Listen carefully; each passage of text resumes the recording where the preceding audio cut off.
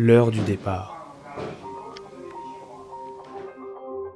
Je prends aujourd'hui la route pour un voyage de plusieurs centaines de kilomètres en direction de Gardaïa, dans le désert algérien. Autour de l'architecture de terre et du travail d'André Ravero, je vous invite à me suivre dans cette aventure qui passera par Lyon, Marseille et Alger avant d'arriver enfin dans le désert du Sahara. Suivez-moi pour ce voyage vers le sud.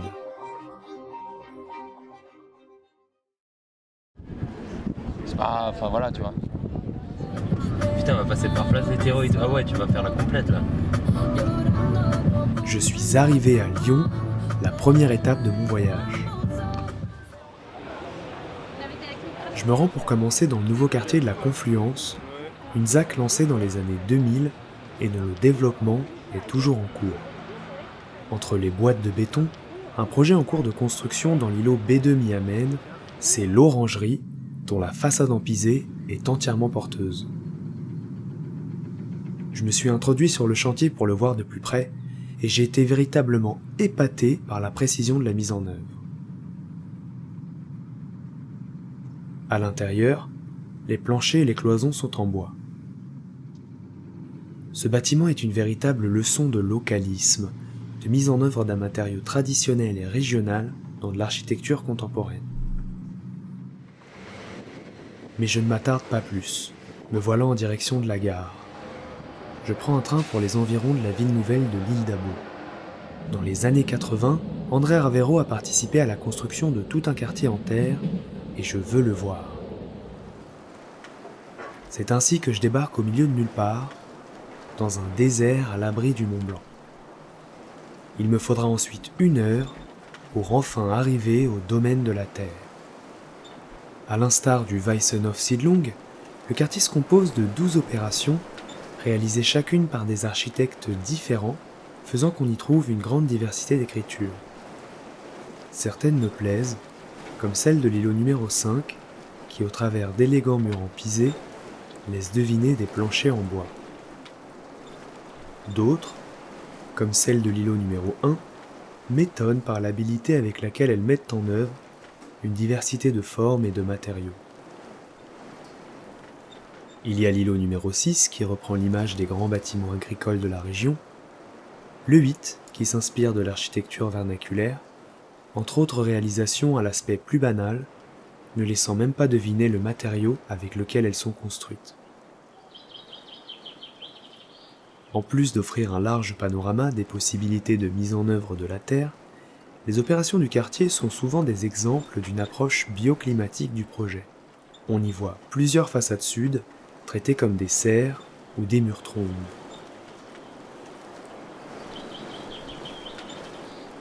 Il y a aussi l'opération réalisée par André Ravero, 10 maisons en bande dans l'îlot numéro 9, avec des façades en pisé recouvertes d'enduit. Chacune d'entre elles repose sur un seul poteau central qui porte la structure en bois. Les fenêtres des chambres donnent au nord, mais une ouverture zénithale permet quand même au soleil d'y entrer. Je m'attarde avant de partir sur cette tour de 15 mètres de haut, le clocher du village terre, qui est le symbole du quartier. Et puis je retourne finir la journée à Lyon. J'en profite pour jeter un dernier coup d'œil à la ville, aux ruelles de la Presqu'île et à la tour métallique de Fourvière. Car le lendemain matin, je serai déjà parti. Un train m'attend à la gare de Lyon-Saint-Exupéry, un mastodonte de béton et d'acier dessiné par Antonio Calatrava, duquel je pars pour Marseille. Très vite, le paysage change, le ciel se dégage et l'atmosphère se réchauffe.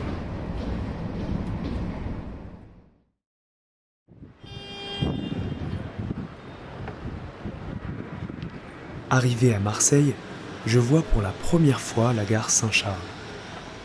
L'ambiance de la ville, son odeur, suggère déjà l'autre rive de la Méditerranée. Mais je n'ai pas beaucoup de temps. Je me rends dans le chic quartier du Prado, au sud de la ville. En 2017, La société Jolitaire a construit cette maison en bois, dont la façade, sobre mais soignée, est en terre. Mais je n'ai malheureusement pas pu y entrer. Je m'en vais donc et croise le chemin du hasard, qui me rappelle que demain je serai déjà en Algérie. Mais qui voilà ? Avant de quitter Marseille, je tenais à faire un détour par la cité radieuse. Le Corbusier y a mis en œuvre l'unité d'habitation et la rue intérieure avec son unité de mesure, le modulor. Lorsque je monte sur la terrasse, le Mistral s'est levé et je vois la mer.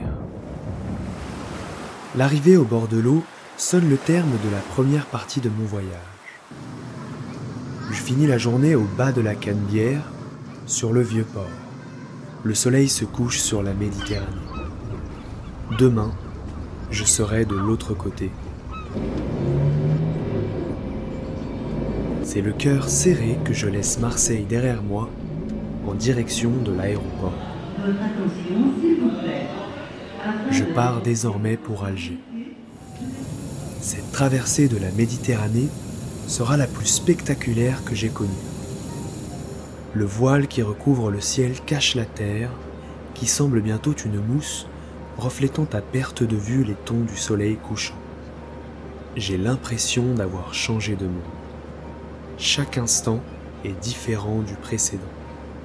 C'est ensuite un formidable lac de lumière qui s'étend devant moi. L'atmosphère s'embrase littéralement sous mes yeux. En passant devant les Baléares, les nuages se dissipent et me ramènent sur terre. C'est alors que se dessine, à travers des montagnes cachées dans la brume, la croûte du continent africain. Je vois Alger, les lumières du port briller. Toute la baie se déploie alors devant moi, signalant mon arrivée à la 3e étape de ce voyage.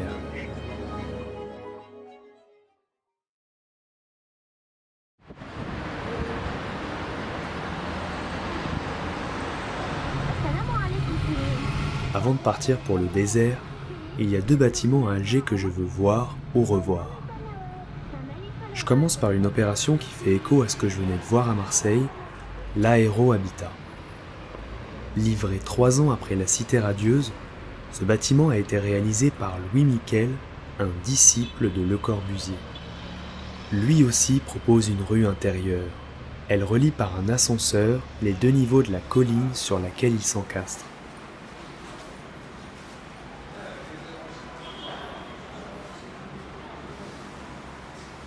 Je réussis à accéder aux coursives qui distribuent les logements. Elles offrent une vue imprenable sur la baie d'Alger.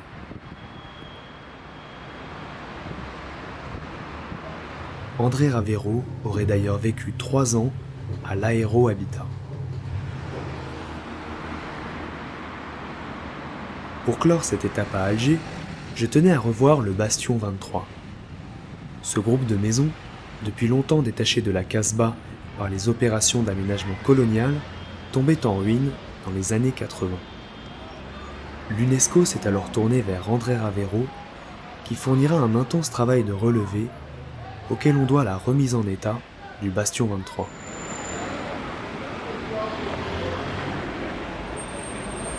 Ça y est, je suis maintenant prêt à quitter Alger.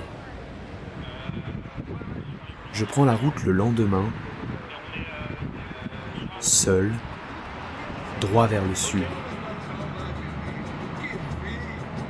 Pour atteindre Gardaïa, il me faut d'abord franchir les montagnes qui séparent la bande littorale du reste du pays. Au-delà, s'étend ensuite une région que je dois traverser sur plusieurs centaines de kilomètres, les hauts plateaux. Semi-aride, rien n'y ressemble à ce que j'avais déjà vu.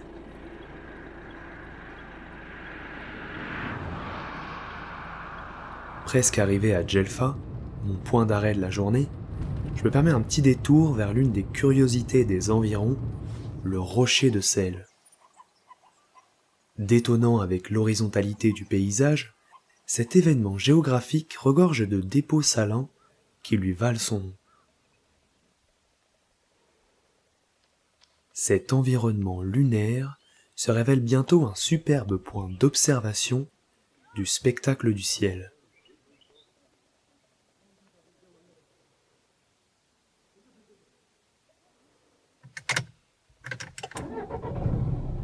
Et puis je reprends la route.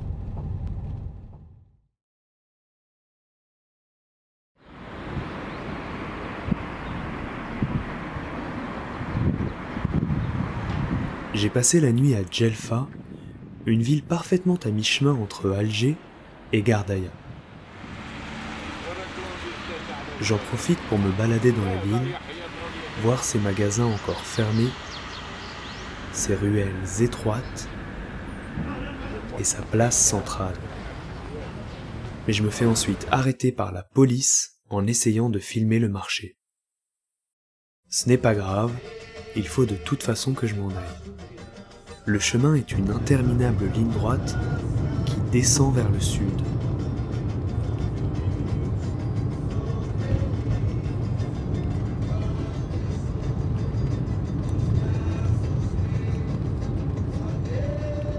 Je décide de m'arrêter pour constater où je me trouve. J'ai dépassé les hauts plateaux. Devant moi, l'horizon est plat, infini. J'entre dans le désert.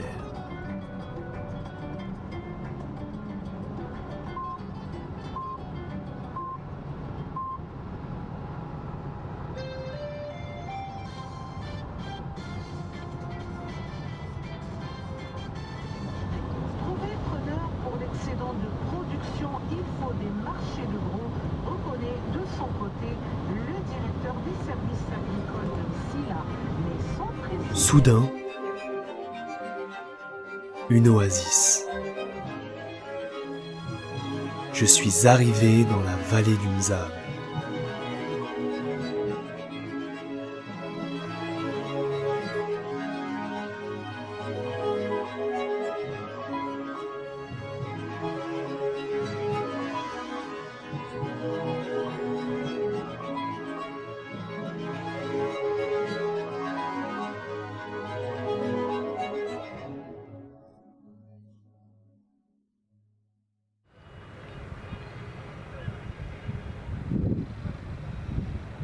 Je suis arrivé à Gardaïa, la dernière étape de mon voyage. Dans la vallée du Mzab, 5 villes fortifiées, les Ksour, se côtoient depuis un millénaire pour former un seul organisme, la Pentapole du Mzab. Sa préservation est l'œuvre d'André Ravero, qui s'y installa en 1959 pour y fonder l'Atelier du désert. En 1970, il obtient le classement de la vallée, empêchant Fernand Pouillon d'installer un hôtel monumental au sommet.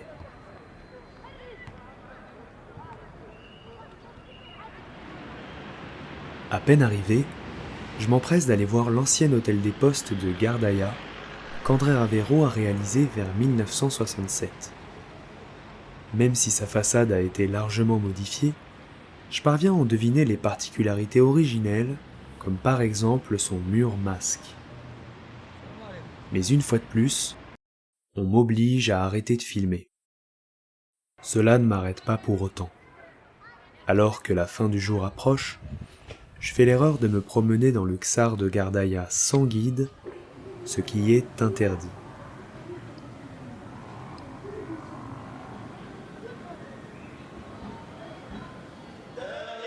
C'est enfin d'une manière improbable que se termine cette journée. L'on m'y invite au mariage d'un inconnu.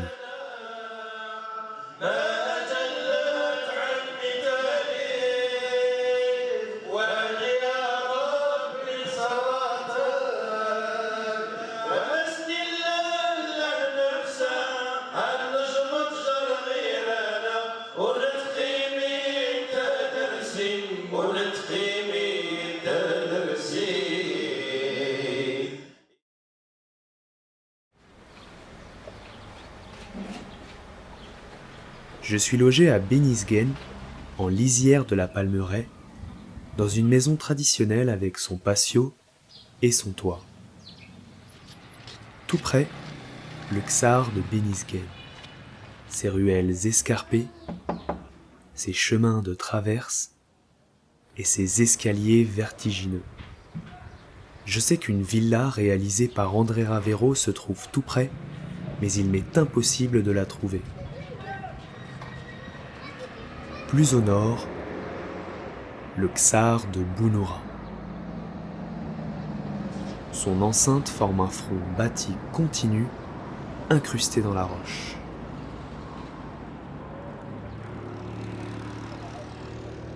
C'est dans sa périphérie que je pars à la recherche du dernier projet d'André Ravero dans la vallée, les logements économiques de Sidi Abbas. Il m'aura fallu des heures pour les trouver. Ici aussi, les façades ont été largement modifiées. Mais il reste possible de retrouver des indices de leur état d'origine, de deviner les murs masques protégeant du soleil, voire même d'en trouver certaines qui n'ont pas trop changé.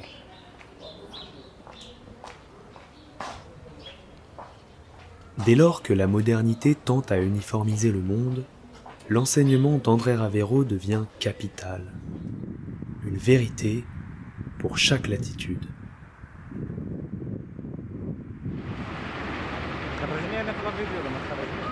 Mon dernier jour dans la vallée commence par une rencontre autour de l'architecture de terre. Je ne peux pas m'y attarder, car avant mon départ, je souhaite encore passer par les Ksar d'El Atif. Isolé des autres Ksours de la vallée, on y constate mieux la force harassante du désert. Cette fois, un guide m'accompagne et me montre ce que je dois filmer.